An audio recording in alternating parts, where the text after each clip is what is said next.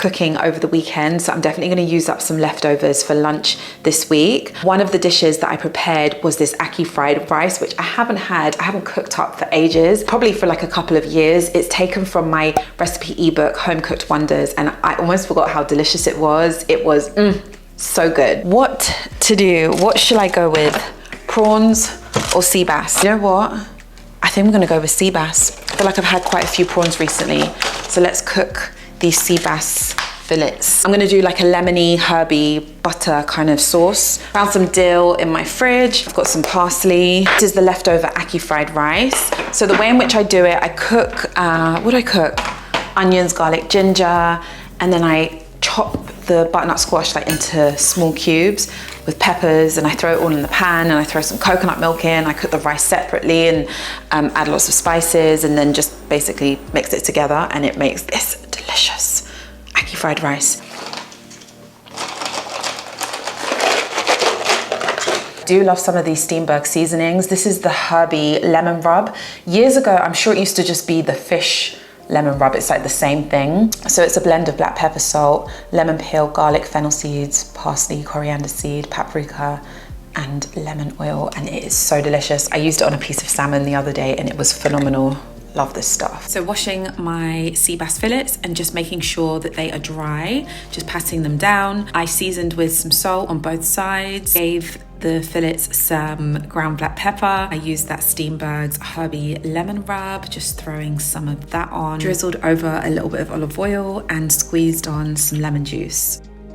You already know how much I love cooked vegetables, so I rarely eat anything raw this time of year. Maybe I'll have a little bit of rocket every now and then, but for the most part, I just love to steam my greens. I've got some greens which I picked up from the farmer's market, and if I don't wash and prep my greens on that day, they just get left in my fridge and sometimes they go bad, which is really terrible. So I just make sure I wash them and I store them on that day. So then I use them throughout the week. So I've got some kale, I've got some spinach in there, and I've got some chard. So I'm just gonna chop that up, steam it for a couple of minutes, add some lemon juice, olive oil, and some salt. And yeah, that's gonna be my side of greens for my lunch. So I grabbed a pan and placed it on to my hob, just heating it. Meanwhile, I grabbed that Ackee fried rice and just started to warm that up. I need to add more to that. I need to add more rice to that. It's not enough. Drizzling in a touch of olive oil into the pan, I placed the sea bass fillets skin side down. So I let the fillets cook for around 5 to 6 minutes, skin side down, and then I flipped them over and cooked them on the other side. So I chopped up some fresh herbs, so some dill and some parsley. Just before the fish was ready, I grabbed some butter, threw that into the pan with the fresh herbs and a squeeze of lemon juice.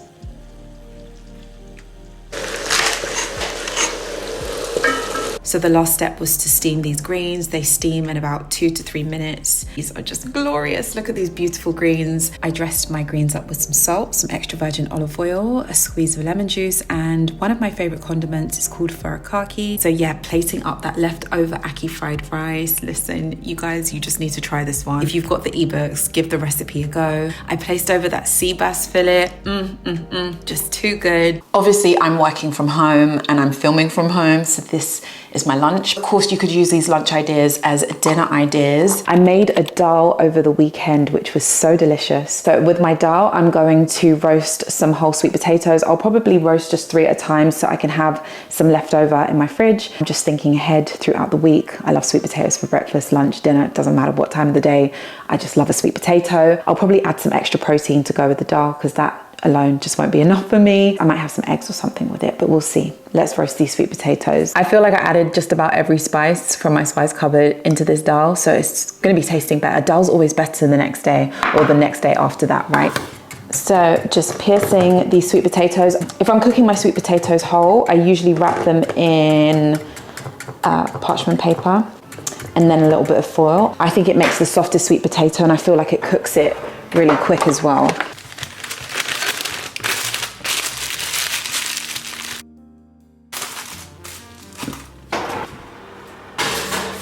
Whilst the sweet potatoes are cooking away, they're going to be in there for about 45 minutes.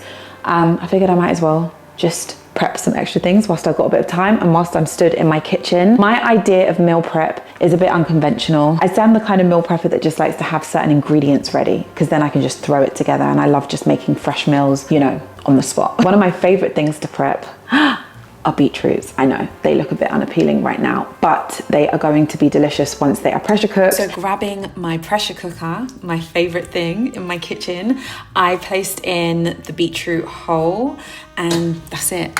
Didn't do anything else. Covered the beetroot with water and placed the lid on, securing the lid, and yeah, just let it pressure cook away for about 20 minutes, 25 minutes, something like that, until the beetroot was softened all the way through. So I store my beetroot in a container, obviously just letting it cool down before I place it into the fridge. That's my meal prep for the week. No, this will definitely be or make for a really tasty lunch. So many options once you've got some yummy cooked beetroot. So you could do what could you do? Like a chopped beetroot, horseradish and smoked mackerel salad.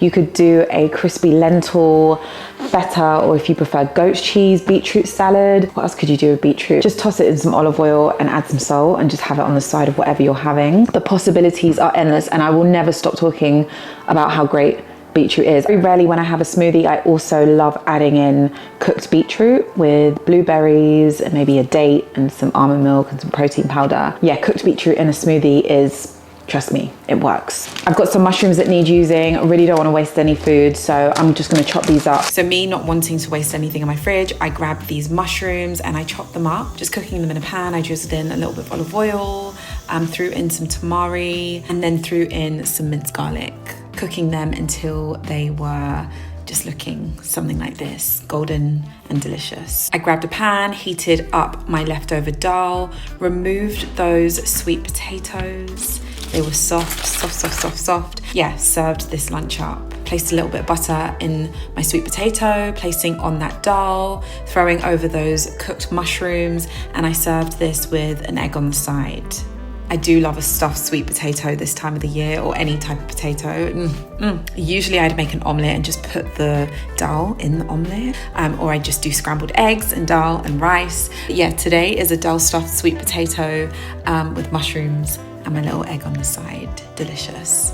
Dal tastes even better today. Oh my God. I know, my covers need a little bit of reorganizing, and I will do it, but right now it's just organized chaos. I know what's going on in there, so that's all that matters. I need to pick out a tin of fish to have with I'm gonna use that leftover beetroot for this afternoon's lunch, which is gonna take me about 5 minutes to throw together. I want a 5-minute quick thing today. I always have a stash of tinned fish. See, we've got anchovies, we've got mackerel, more mackerel, got a tin of tuna. Funnily enough, I don't actually have any sardines at the moment, and they are probably my #1 tinned fish.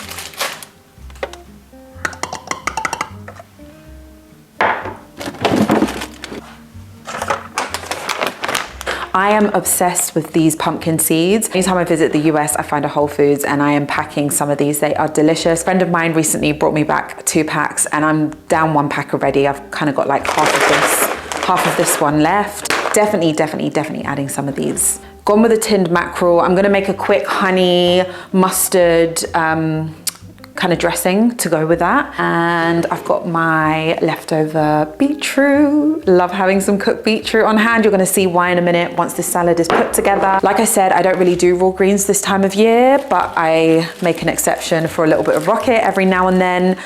If you're in the States, this is arugula. Watercress would actually go really well with this salad. It would probably work better than rocket, but I've only got rocket on hand for today. I'm gonna make use of this dill and add some in.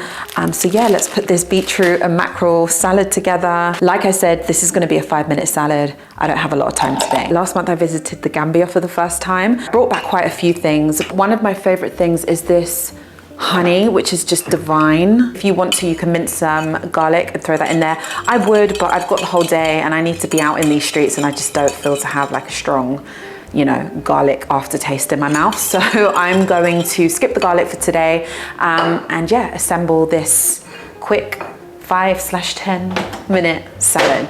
So with that tinned mackerel, I just threw it into a bowl with some salt, pepper, lemon juice. It did come in olive oil, but I prefer just using my own olive oil. So I drained out the olive oil from the tin and yes, added in my own olive oil. Assembling my salad, I started with some rocket beetroot and then placed that mackerel on top, throwing over some feta, those wonderful pumpkin seeds, drizzling over that honey and mustard dressing, giving it some fresh dill, some black pepper. I just love anything with beetroot, but this combination right here, so yum. A very speedy lunch for today. Definitely the quickest lunch I've thrown together this week. I love a good throw together salad, especially when it involves beetroot. Do you remember at the beginning of the week when I roasted some extra sweet potatoes? Well, I'm gonna put them to use. Today, I'm going to make this chicken and lentil stuffed sweet potato. I've done it before, it's really delicious and it makes a change from using, I don't know, tin tuna. I've had fish a couple of times this week anyways, so I want a little switch up. I'm gonna quickly marinate this chicken, cook it in a pan with, I've got some jarred peppers. I'm sure I've got some jarred peppers. Yeah, I'm gonna cook the chicken in a pan with some jarred peppers and some onions, add in some lentils because I've got some leftover lentils. A lot of leftover things, right? I'm gonna add in these lentils. I buy these pouches for convenience purposes. Sometimes I just enjoy throwing these lentils into random things. Last night I actually threw them into some rice that I cooked with some coconut milk, delicious. These lentils are great. They are cooked without any salt, so you definitely need to add your own salt to them. You've probably seen me crisp these up in some other videos because I do like crispy lentils, but today we're gonna throw these into the pan that we cook with the chicken, stuff our sweet potato. I've got some random other things that I'll add to my sweet potato. I've either got some creme fraiche or sour cream in the fridge. I'll probably chop up some jarred jalapeno, add some fresh coriander on top. Yeah, these stuffed sweet potatoes are really, really delicious. So I chopped up the chicken breast that I had. I placed over some salt. I used this seasoning that I grabbed from Waitrose. It's called Deep South Cajun rub. And it's a combination of paprika, ground fennel seeds, basil, chili powder, cumin, black pepper, garlic, onion, celery, and oregano. I grabbed these roasted red peppers, these jarred roasted red peppers that I had, chopped those up along with some white onion, heated a pan, threw in the onion and those chopped peppers, threw in a little bit of minced garlic. I gave everything some salt, along with some dried mixed herbs. I placed in that chicken, and once it had cooked, I added in those lentils.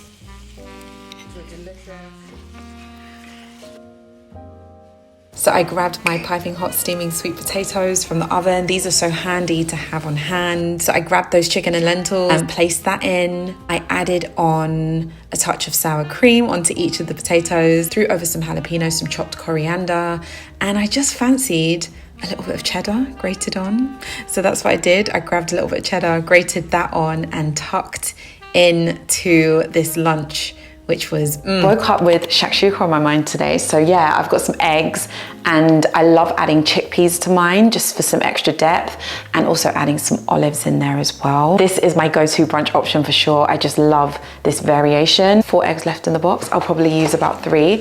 And like I mentioned, I love throwing olives in. I love these Kalamata olives from Odyssey. I can always find them in Sainsbury's. I'm not sure if any other supermarket do them, but I always have some of these olives on hand. Love throwing them in pasta dishes, for salads, random dishes like shakshuka. Obviously this is not a classic shakshuka, but it's a version that I really love. Usually throw some feta on top, and I've definitely got some leftover feta in my fridge. So yeah, gonna put this brunch together. Doesn't take long, just a few chopping of ingredients, like onions and peppers, and then just throw it all in one pan, and it comes together very, very quickly. Pepper, I've got some red onion. Adding the chickpeas makes this feel complete. Of course, if you want to add something like lentils, you could swap the chickpeas for butter beans, which I do quite often. Yeah, any type of pulse that you enjoy, add it to a shakshuka, you'll see. So I started off by chopping up that red pepper and some of that red onion. Heating a pan, I threw both of those things into the pan with some garlic, gave it some salt. Very similar steps to the stuffed chicken sweet potato. So threw in my seasonings, which included some chili powder, some smoked paprika, and some cumin seeds. Cooking the peppers and onions until everything had softened. I threw in some passata. You could obviously use chopped tin tomatoes. You could use fresh tomatoes. You could use plum tomatoes. Threw in some dried herbs, a little bit of smoky tomato paste, some cooked chickpeas, and those chopped Kalamata olives. After leaving everything for about 5 minutes or so, once everything had like just deepened in flavor, I cracked in my eggs. I decided to use 3 eggs for this shakshuka. So you can cook the shakshuka on the hob, but I don't know why, it's just habit. I just throw it in the oven. So I cover it with my pan, and I always get questions about where this pan is from, this pink one or lilac, I don't know, pink lilac.